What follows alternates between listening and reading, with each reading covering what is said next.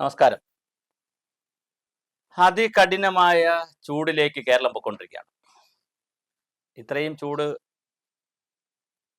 നാം പ്രതീക്ഷിച്ചതാണ്. ഇനിയും ചൂടിലേക്കാണ് പോകുന്നത്. കേരളത്തിൽ ഇപ്പോൾ തന്നെ ഗ്രാമങ്ങളിൽ ജലക്ഷാമം തുടങ്ങിയിട്ടുണ്ട്. കിണറുകൾ വറ്റിത്തുടങ്ങി. കുളങ്ങളിൽ വെള്ളം കുറഞ്ഞിട്ടുണ്ട്. നദികളിൽ വെള്ളത്തിന്റെ അളവ് കുറഞ്ഞിട്ടുണ്ട്. എന്നാൽ കുടിവെള്ളക്ഷാമത്തിലേക്ക് പോയിട്ടില്ല കേരളം. അതുപോലെ തന്നെ കൃഷിക്കും വിളകൾക്കുമെല്ലാം ആവശ്യമുള്ള വെള്ളം കിട്ടാത്ത സാഹചര്യം ഒരു വരൾച്ചയുടെ ലക്ഷണത്തിലേക്ക് തുടങ്ങിയിട്ടുണ്ട് കേരളം. ഇനിയും നമുക്ക് മാർച്ച്, ഏപ്രിൽ, മെയ് 2-2.5 മാസം നമുക്ക് കടത്തിവിടേണ്ടതുണ്ട്. നല്ല ചൂടാണിപ്പോൾ കേരളത്തിൽ. ഈ ചൂട് കാലത്തിൻ്റെ ഒരു പ്രത്യേകത, പുതിയ അസുഖങ്ങൾ വരാൻ സാധ്യതയുണ്ട്. പനികൾ പോലുള്ള കാര്യങ്ങൾ വരാനുണ്ട്. ശ്വാസമുട്ട് പോലുള്ള ശ്വാസകോശ സംബന്ധമായ അസുഖങ്ങൾ ധാരാളം വരാൻ സാധ്യതയുണ്ട്. അതുപോലെ തന്നെ വെള്ളം വ്യാപകമായി മലിനപ്പെടാൻ സാധ്യതയുണ്ട്. കിണറുകളിൽ ഇരുമ്പിൻ്റെ അംശം കൂടാൻ സാധ്യതയുണ്ട്. കോളിഫോം ബാക്ടീരിയ പോലുള്ളവയുടെ പ്രസൻസ് കൂടാൻ സാധ്യതയുണ്ട്.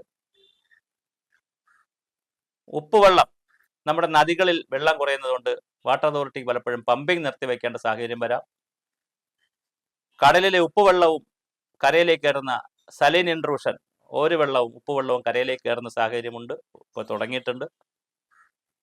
നദികൾ വറ്റി തുടങ്ങിയിട്ടുണ്ട്. അപ്പോൾ വളരെ ഗൗരവമായ ചൂടിലേക്കാണ് നമ്മൾ പോയിക്കൊണ്ടിരിക്കുന്നത്. ഓരോ കാലം വരുമ്പോൾ, ഓരോ സമയം വരുമ്പോൾ ദുരന്ത നിവാരണ അതോറിറ്റി പകലങ്ങളിൽ വെളിയിൽ ഇറങ്ങരുത്, രാത്രി വെളിയിൽ ഇറങ്ങരുത്, അങ്ങനെയൊക്കെ കുറെ കാര്യങ്ങൾ പറയുന്നതല്ലാതെ അതിനനുസരിച്ചുള്ള മറ്റ് സംവിധാനങ്ങൾ വരുന്നില്ല. അപ്പോൾ അതുകൊണ്ട് ആരും മൈൻഡ് ചെയ്യുന്നില്ല. അവർ പറയുന്നു, ആളുകൾ ഇത് മൈൻഡ് ചെയ്യുന്നില്ല, അവർക്ക് ഇഷ്ടമുള്ള രീതിയിൽ ചെയ്യുന്നു.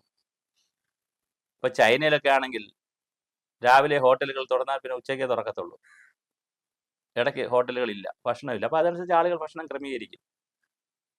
പിന്നെ രാത്രികളിലാണ് കൂടുതൽ, ലോകത്ത് ഒരുപാട് രാജ്യങ്ങളിൽ രാത്രികളിലാണ് കൂടുതൽ ഷോപ്പിംഗ് അവർ പ്രൊമോട്ട് ചെയ്യുന്നത്. ഫുഡ് ബസാറുകളും രാത്രി ഷോപ്പിംഗ് പ്രൊമോട്ട് ചെയ്യും. അപ്പോൾ പകൽ ആളുകൾ കൂടുതൽ പുറത്തിറങ്ങേണ്ട കാര്യമില്ല. ഓഫീസ് സമയം ക്രമീകരിക്കും, സ്കൂളിൻ്റെ സമയം ക്രമീകരിക്കും. ഇത് നമ്മൾ അങ്ങനത്തെ ഒരു കാര്യവും ചെയ്യത്തില്ല. സ്കൂളിൽ എത്തേണ്ട സമയം മാറ്റോ ഇല്ല, ഓഫീസിൽ എത്തേണ്ട സമയം മാറ്റോ ഇല്ല, കടകമ്പോളങ്ങൾ തുറക്കുന്ന സമയം മാറ്റവും ഇല്ല. എന്നിട്ട് ആളുകളോട് പറയും പുറത്തിറങ്ങരുത്. എന്ത് ഉടായ്പകളാണോ ഉത്തരവുകളെന്നോ നിർദ്ദേശങ്ങളെന്നോ ആർക്കും അറിയത്തില്ല. ഏതോ സ്വപ്ന ലോകത്തെ ബാലഭാസ്കരന്മാർ ഓരോ സ്ഥലത്തിരുന്ന് ഓരോ സാധനങ്ങൾ പടച്ചുവിടും. ആരും കേൾക്കുന്നുമില്ല, ചെയ്യുന്നുമില്ല.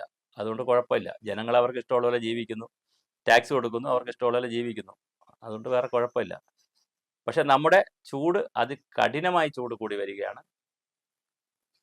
ഞാനീ പറഞ്ഞതുപോലെ ധാരാളം വെള്ളം കുടിക്കേണ്ട ഒരു സമയമാണ്. ഇടയ്ക്ക് വല്ലപ്പോഴും മഴ വരുന്നുണ്ട്, വളരെ കുറച്ച് മഴ വരുന്നുണ്ട്. അത് കിണറുകളിൽ ആ മഴവെള്ളത്തെ ടെറസിൽ ഓടിട്ട കെട്ടിടത്തിൽ വീഴുന്ന മഴവെള്ളത്തെ കിണറുകളിലേക്ക് നിറയ്ക്കാൻ പറ്റും, ഭൂജലമാക്കി മാറ്റാൻ പറ്റും. മഴവെള്ള സംഭരണികൾ നിർമ്മിച്ച് അതിലേക്ക് വെള്ളം നിറയ്ക്കാൻ പറ്റും. മാത്രമല്ല, ജൂൺ മാസത്തിൽ വരുന്ന മഴയെ സംഭരിക്കാനുള്ള മഴവെള്ള സംഭരണികളൊക്കെ പണിയണമെങ്കിൽ അതിന് പറ്റിയൊരു സമയമാണ്. മഴക്കുഴികൾ എടുത്തിടുക, കല്ലുകയ്യാലകൾ വെച്ചിടുക. വെള്ളത്തെ പല രൂപത്തിൽ നമുക്ക് കൈകാര്യം ചെയ്യാൻ പറ്റും. അതുപോലെ തന്നെ ജലത്തിൻ്റെ അച്ചടക്കത്തുള്ള വിനിയോഗം വളരെ പ്രധാനമാണ്.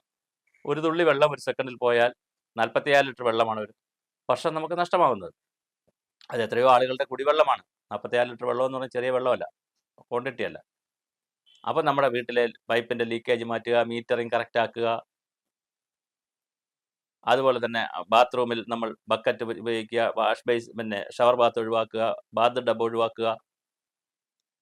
പൂന്തോട്ടമൊക്കെ നനയ്ക്കുന്നത് അതിരാവിലെ ആക്കുക, കൃഷിക്കൊക്കെ നനയ്ക്കുന്നത് അല്ലെങ്കിൽ സന്ധ്യയ്ക്ക് ശേഷമാക്കുക. കാർ കഴുകുന്നതും വാഹനങ്ങൾ കഴുകുന്നതും പിന്നെ ഓസ് ഉപയോഗിച്ച് കഴുകാതിരിക്കുക. ഇങ്ങനെ 100 കണക്കിന് വാട്ടർ കൺസർവേഷൻ്റെ ടിപ്സ് ഉണ്ട്. ഇതെല്ലാം ചെയ്യേണ്ടുന്നൊരു കാലമാണിപ്പോൾ. അപ്പോൾ ജലസംരക്ഷണം നടക്കണം, ജലസംരക്ഷണത്തിൻ്റെ ടിപ്പ് നമ്മൾ പ്രയോഗിക്കണം. അതുപോലെ തന്നെ ജലം മലിനമാകാതെ സൂക്ഷിക്കണം. അതുപോലെ തന്നെ പരമാവധി മഴവെള്ള സംഭരണം നടക്കണം. അപ്പോൾ ഇത്തരത്തിലുള്ള വിവിധ രൂപത്തിലുള്ള ജലസംരക്ഷണ പ്രവർത്തനങ്ങൾ ഒരു വശത്ത് നടക്കണം. ജലത്തിൻ്റെ അച്ചടക്കമുള്ള വിനിയോഗം നടക്കണം. ഒരു ജലസ്രോതസ്സും മലിനപ്പെടുത്തരുത്. നമ്മുടെ മാലിന്യങ്ങളെല്ലാം കൂടെ വലിച്ചെറിഞ്ഞ് ജലസ്രോതസ്സുകൾ മലിനപ്പെടുത്തരുത്. നിർഭാഗ്യവശാൽ നമ്മുടെ എല്ലാ തോടുകളും നദികളും മാലിന്യവാഹിനികളാണ്. കിണറുകളും കുളങ്ങളും എല്ലാം മാലിന്യം പേറുന്ന സ്ഥലങ്ങളാണ്. അത് പരമാവധി ശുദ്ധീകരിച്ച്, ഇപ്പോൾ തൊഴിലുറപ്പ്, കുടുംബശ്രീ, സാക്ഷരതാ മിഷൻ, അങ്ങനെ ഒരുപാട് ആശാ വർക്കേഴ്സ് ഇപ്പോൾ സമരത്തിലാണ്, അല്ലെങ്കിൽ ഒരുപാട് ആളുകളുണ്ട് പഞ്ചായത്തിൽ. അവരുടെയൊക്കെ നേതൃത്വത്തിൽ ജലസ്രോതസ്സുകൾ ശുദ്ധീകരിക്കുകയും ജല ഗുണനിലവാരം, വീടുകളിലെ കിണറുകളിലേക്ക് ജല ഗുണനിലവാരം പരിശോധിച്ച് കൊടുക്കുകയും അവർക്ക് ആവശ്യമായ വിദ്യാഭ്യാസം, സാഹചര്യങ്ങൾ എന്താണ് ചെയ്യേണ്ടത്, ജലം ശുദ്ധമായി സൂക്ഷിക്കാൻ എന്താണ് ചെയ്യേണ്ടതെന്ന് അവർക്ക് പറഞ്ഞു കൊടുക്കണം. അതിൻ്റെ ഒരു കാലഘട്ടമാണ്. ഇപ്പോൾ ജലശുദ്ധീകരണ പ്രവർത്തനങ്ങൾ നടക്കണം, ജലസംരക്ഷണ പ്രവർത്തനങ്ങൾ നടക്കണം, ജലത്തിൻ്റെ അച്ചടക്കത്തിലുള്ള വിനിയോഗം ഇപ്പോൾ ഉണ്ടാവണം. പിന്നെ പരമാവധി ചെടികൾ വെച്ച് പിടിപ്പിച്ചും ഗ്രീനറികൾ ഉണ്ടാക്കിയും ഹരിതവൽക്കരിച്ചുമൊക്കെ നമ്മുടെ അന്തരീക്ഷത്തിലെത്തുന്ന ചൂടിനെ, അതിൻ്റെ ആഘാതം കുറയ്ക്കുവാനുള്ള അത്തരം പ്രവർത്തനങ്ങൾ നടക്കണം. റോഡ് നിർമ്മാണത്തിൽ റോഡുകൾ നമുക്ക് നിർമ്മിക്കാൻ കഴിയണം, ഹരിത കെട്ടിടങ്ങൾ നമുക്ക് നിർമ്മിക്കാം. അങ്ങനെ ഒരുപാട് കാര്യങ്ങൾ ജലസംരക്ഷണവുമായി ബന്ധപ്പെട്ട് നമുക്ക് ചെയ്യുവാനുണ്ട്. അപ്പോൾ തീർച്ചയായിട്ടും ഈ ചൂടിൻ്റെ കാലത്തെ പ്രതിരോധിക്കുവാനുള്ള നിരവധി പ്രവർത്തനങ്ങളെ നമുക്ക് ഹ്രസ്വകാല പ്രവർത്തനങ്ങളായിട്ടും കാണാം, ദീർഘകാല പ്രവർത്തനങ്ങളായിട്ടും കാണാം. ഹ്രസ്വകാല പ്രവർത്തനങ്ങൾ അടിയന്തരമായി ചെയ്യേണ്ടതും ദീർഘകാല പ്രവർത്തനങ്ങൾ കുറച്ച് സമയമെടുത്ത് ചെയ്യേണ്ടതുമാണ്. ഈ രണ്ട് തരത്തിലുള്ള പ്രവർത്തനങ്ങളും ചെയ്യുവാൻ മലയാളി പഠിക്കേണ്ടിയിരിക്കുന്നു.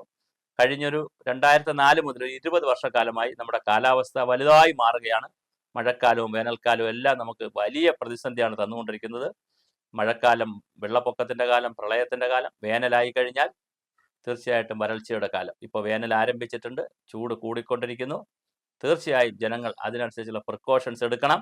അതിനാവശ്യമായ സംവിധാനങ്ങൾ ചെയ്തുകൊണ്ട് വേണം സർക്കാർ ആളുകളോട്, ദുരന്ത നിവാരണ അതോറിറ്റിയൊക്കെ ആളുകളോട് നിർദ്ദേശിക്കാൻ.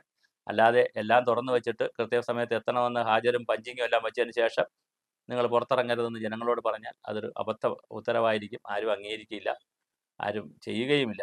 അതുകൊണ്ട് അതെല്ലാം ഒന്ന് പുനഃക്രമീകരിക്കണം. ചൂടുകാലം പുറത്തിറങ്ങി വലിയ ചൂട് സൂര്യാഘാതത്തിൻ്റെയും അതുപോലെ അസുഖങ്ങളുടെയൊക്കെ ഒരു കാലം കൂടിയാണ്. ധാരാളം വെള്ളം കുടിക്കണം. അതുപോലെ തന്നെ കുട്ടികളൊക്കെ ഈ ഐസ്ക്രീം പോലുള്ള പാനീയങ്ങളൊക്കെ ധാരാളം കിട്ടും. അതൊക്കെ ഉപയോഗിക്കേണ്ടെന്ന് ഞാൻ പറയുന്നില്ല, പക്ഷെ ഉപയോഗിക്കുമ്പോൾ അതിൻ്റെ ശുദ്ധി എത്ര കണ്ടുണ്ടെന്ന് ഉറപ്പുവരുത്തണം. ഏത് വെള്ളത്തിലാണത് തയ്യാറാക്കിയിരിക്കുന്നുള്ള കാര്യങ്ങളൊക്കെ ചോദിച്ച് മനസ്സിലാക്കി, അങ്ങനെ അല്ലെങ്കിൽ അതിസാരം പോലുള്ള പ്രശ്നങ്ങൾ, മറ്റ് അസുഖങ്ങളൊക്കെ വരാൻ സാധ്യതയുണ്ട്. അതൊക്കെ കൂടെ നോക്കിക്കൊണ്ടുള്ള ഒരു പഞ്ഞകാലമാണ്, വെള്ളത്തിൻ്റെ ക്ഷാമകാലമാണ്. അത് ആ അർത്ഥത്തിൽ മനസ്സിലാക്കി അതിനാവശ്യമായ പ്രിക്കോഷൻസ് എല്ലാ ഭാഗത്തു നിന്നും ഉണ്ടാകേണ്ടത് അടിയന്തരമായി ചെയ്യേണ്ട ചില പ്രവർത്തനങ്ങളാണ്. അതിലേക്ക് നമ്മുടെ സമൂഹം തിരിയേണ്ട സമയമായി. പരമാവധി മഴവെള്ളത്തെ സംഭരിക്കുക, ജലത്തെ സംരക്ഷിക്കുക, അച്ചടക്കത്തോടെ വിനിയോഗിക്കുക, മലിനപ്പെടുത്താതിരിക്കുക, പരിശോധന നടത്തുക, വേണ്ടത്ര രീതിയിൽ ജലത്തെ ഒരു നല്ല സംസ്കാരത്തോടു കൂടി ഉപയോഗിക്കുന്ന ഒരു ജലസംസ്കാരം, ഒരു ജലവിനിയോഗ രീതി, ജലപരിപാലന നടപടികൾ എല്ലാം എല്ലാവരുടെ ഭാഗത്തു നിന്നും ഉണ്ടാകട്ടെ. ഈ ചൂടുകാലത്തെ നമുക്ക് പ്രതിരോധിക്കാം, വേനലുകളുടെ വറുതികളെ നമുക്ക് വരുതിയിലാക്കാം.